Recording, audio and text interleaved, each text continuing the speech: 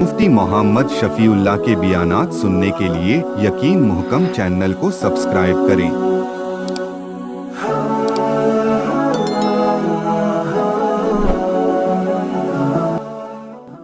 नहमदुहु व नुसल्ली अला रसूलिहिल करीम, अम्मा बअदु फ़अऊज़ु बिल्लाहि मिनश शैतानिर रजीम, बिस्मिल्लाहिर रहमानिर रहीम।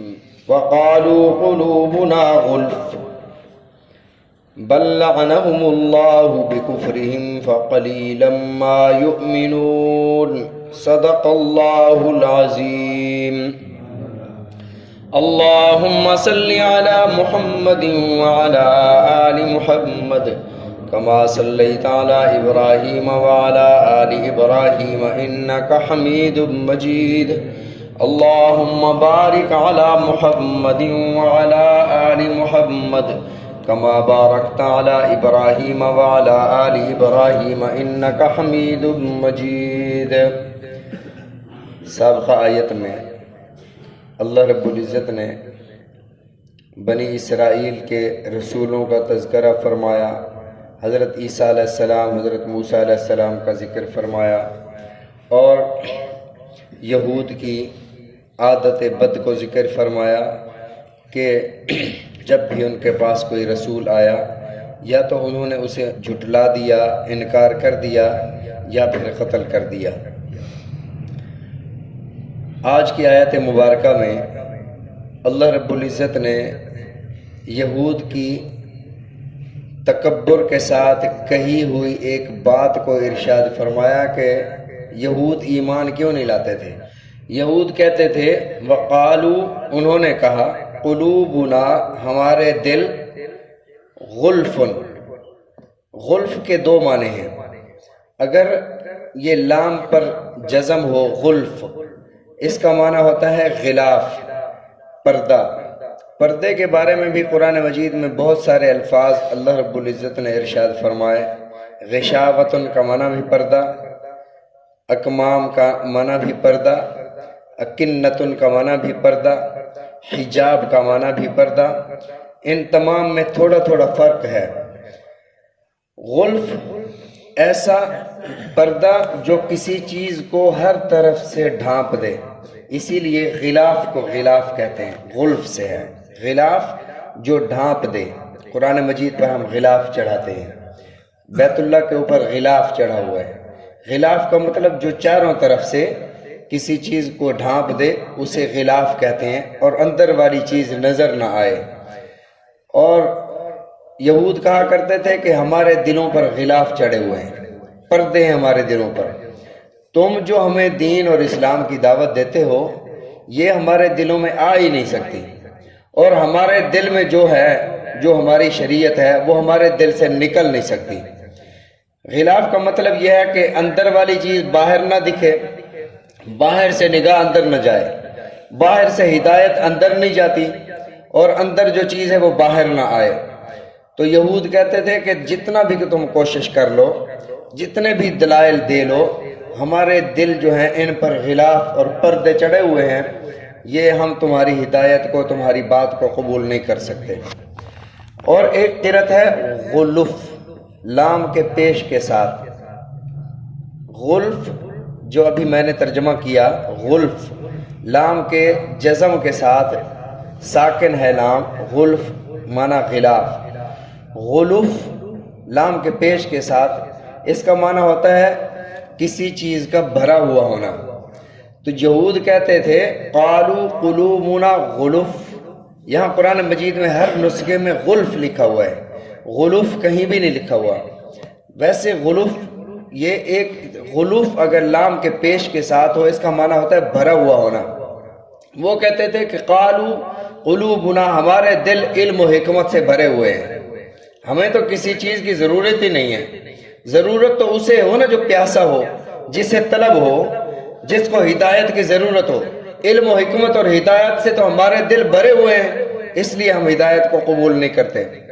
अब हक बात क्या है, यहूद की बात सही है या ये गलत बात कर रहे थे? तो अल्लाह ने आगे इसकी निशानदेही फरमाई, فرمایا کہ ان کے دل علم و حکمت و ہدایت سے بھرے ہوئے بھی نہیں ہیں، ان کے دلوں پر پردے بھی نہیں ہیں، یہ ہدایت قبول بھی کر سکتے ہیں۔ یہود نے حضرت عبداللہ بن سلام رضی اللہ تعالیٰ عنہ نے اسلام قبول کیا، بل اللہ نے فرمایا بلکہ بات یہ ہے لعنہم اللہ، ان پر اللہ کی لعنت ہے۔ لعنہم اللہ، لعنت اللہ کی ان پر لعنت ہے۔ لعنت کسے کہتے ہیں؟ بعید عن رحمت اللہ، خدا کی رحمت سے دور ہو جانا، یہ خدا کی لعنت ہے۔ جب کسی پر خدا کی لعنت پڑتی ہے، سب سے پہلی نحوست یہ پڑتی ہے کہ اس کا ذہن کام کرنا چھوڑ جاتا ہے، اسے سمجھ نہیں آتی۔ اسی لیے کئی لوگوں کو جو اگر کوئی ہدایت کی بات سمجھائیں، کہتے ہیں بات آپ ٹھیک کر رہے ہیں لیکن میری سمجھ میں آپ کی بات نہیں آتی، میری سمجھ میں نہیں آ رہی۔ یہ آپ 1400 سال پہلے کی باتیں کرتے ہیں، ہمیں نہیں سمجھ آتا۔ یہ رسول اللہ صلی اللہ علیہ وسلم کے آپ معجزے بتاتے ہیں، ہمیں نہیں سمجھ آتا کہ پتھر سے کیسے پانی نکل آیا۔ وہ دور کیمرے کا دور نہیں تھا نا، اس لیے تم وہ کہانیاں بناتے ہو۔ آج کیمرے کا دور ہے، آج کر کے دکھاؤ، آج کوئی کرامت دکھاؤ، آج کوئی معجزہ دکھاؤ۔ انہیں نہیں پتا کہ معجزہ صرف نبی کے ہاتھ پر خدا ظاہر فرماتے ہیں، اور کرامت ولی کے ہاتھ پر خدا ہی ظاہر فرماتے ہیں۔ اور اگر کسی انگریز کا کوئی قول سنا دو، فلاں انگریز نے وہ لینن کا یہ قول ہے، فلاں کا یہ قول ہے، فوراً کہتے ہیں دیکھو جی اس کا بڑی اہمیت ہوتی ہے۔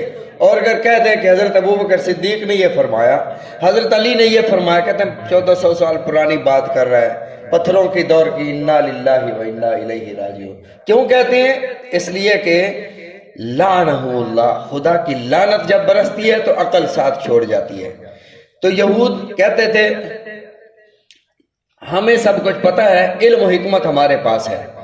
کافروں کو بھی جب نبی علیہ الصلوۃ والسلام نے دین کی دعوت دی اور انہوں نے بیت اللہ کے اندر کھڑے ہو کر خدا کی بارگاہ میں یوں دعا کی، یعنی جب انسان ہدایت سے منہ موڑتا ہے تو خدا عقل چھین لیتا ہے، پھر یوں جملے نکلتے ہیں۔ اور اس کو اللہ نے قرآن مجید میں ارشاد فرمایا بیت اللہ کے اندر یہ کافر کھڑے ہو کر انہوں نے کہا نبی علیہ الصلوۃ والسلام کی طرف اشارہ کر کے، اللہم ان کان ھذا ھو الحق، اگر محمد صلی اللہ علیہ وسلم حقبر ہیں، فامطر علینا حجارۃ من السماء، آسمانوں سے ہم پر پتھروں کی بارش کر دے۔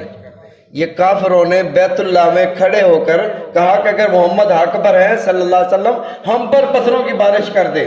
اللہ نے پتھروں کی بارش نہیں کی۔ ابھی اتنا بعذاب علیم، یا دردناک عذاب بھی تھے ہم پر، اپنے لیے بد دعا کر رہے تھے، اللہ نے بھیجا نہیں۔ ما کان اللہ لیعذبہم وانت فیہم، میرے محبوب آپ بھی ان میں موجود ہیں، خدا پتھروں کی بارش بھی کر دے، یہ آپ کی رحمت کے خلاف ہے۔ وما ارسلناک الا رحمۃ للعالمین، آپ کو اللہ نے رحمت بنا کر بھیجا۔ تو یہود ان کی عقل ماری گئی، بل لعنہم اللہ، عقل ماری کیوں گئی؟ ان پر اللہ کی لعنت ہوئی، بکفرہم، ان کے کفر کی وجہ سے، ان کے اس اسلام سے انکار کی وجہ سے، فقلیلا ما یؤمنون، بہت تھوڑے ہیں جو ایمان لائے، یہود میں سے بہت تھوڑے ہیں جو ایمان لائے۔ جب انسان خدا کا اور خدا کے رسول کا کفر کرتا ہے، انکار کرتا ہے، اللہ کی لعنت برستی ہے، عقلیں ساتھ چھوڑ جاتی ہیں۔ اور جسے اللہ ہدایت عطا فرماتا ہے، وَمَن يُرِدِ اللَّهُ أَن يَهْدِيَهُ، جس کے ساتھ اللہ ارادہ فرماتے ہیں کہ اس بندے کو ہدایت دیں، یشرح صدرہ للاسلام، اسے اسلام کی طرف رہنمائی فرماتے ہیں، اسے اسلام کی ہدایت دیتے ہیں۔ اور یہ شرح صدر کیا ہے؟ فَهُوَ عَلَى نُورٍ مِّن رَبِّ، یہ خدا کی طرف سے نور ہوتا ہے جو بتاتا ہے کہ یہ حق ہے اور یہ باطل ہے۔ اگر پھر بھی پتہ نہ چل رہا ہو، بندہ کنفیوز ہو کہ یہ حق ہے یا یہ حق ہے، یہ باطل ہے یہ باطل ہے، تو یہ دعا کثرت سے اپنی دعاؤں میں شامل کر لیں، مانگا کریں، اللہم ارنا الحق حقا وارزقنا اتباعہ، اللہ حق کا حق ہونا مجھے دکھا دے تاکہ میں اس کی اتباع کروں۔ اللہم ارنا الباطل باطلا وارزقنا اجتنابہ، اللہ باطل کا باطل ہونا میرے سامنے کر دے تاکہ میں اس سے بچ جاؤں۔ جب لڑنے والے لڑتے ہیں تو ظاہر ہے ان میں سے کوئی ایک تو غلط ہوتا ہے۔ ہمارے مسلمانوں میں بھی امت پریشان اور کنفیوز ہے کہ اتنے سارے فرقے اور مسالک ہیں، ہر بندہ قرآن پڑھتا ہے، حدیث پڑھتا ہے، اپنی طرف بلاتا ہے، وہ قرآن پڑھتا ہے، حدیث پڑھتا ہے، اپنی طرف بلاتا ہے، ہم کس طرف جائیں؟ ایک کہتا ہے بھی تو نے اس طرح نماز نہ پڑھی تیری نماز نہیں ہوئی، تو نے اس مسجد میں نماز پڑھی تیری نماز اس مسجد میں نہیں ہوگی، میرے پیچھے صرف نماز ہوگی، اس مسجد میں تیری نماز نہیں ہوگی، تو نے اگر اس طریقے سے نماز نہ پڑھی تو تیری نماز نہیں ہوگی، اس طریقے سے نماز پڑھوں تو نماز نہیں ہوتی، اس طریقے سے نماز پڑھوں تو یہاں نماز نہیں ہوتی، تو پھر بہتر یہ یا تو نماز نہ پڑھوں، اس مولوی کے پیچھے پڑھوں تو نہیں ہوتی، وہ کہتا ہے اس کے پیچھے پڑھی تو نہیں ہوتی، میں کس کی طرف جاؤں؟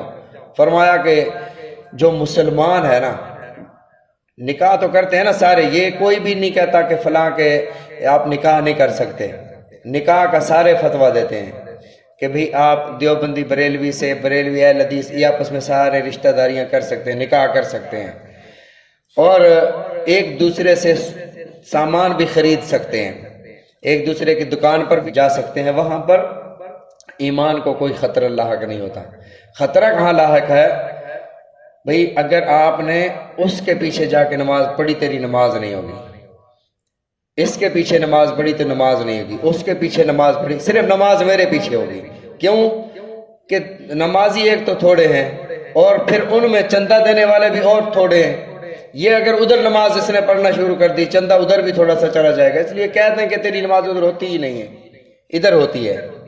اگر اسلام اور کفر کی بات ہوتی پھر نکاح بھی نہ ہوتا نا، تو ایک ذہن بنا لو کہ جو مسلمان ہے اس کے پیچھے نماز ہے، جو مسلمان ہے، اور جو کافر ہے اس کے پیچھے نماز نہیں ہوتی۔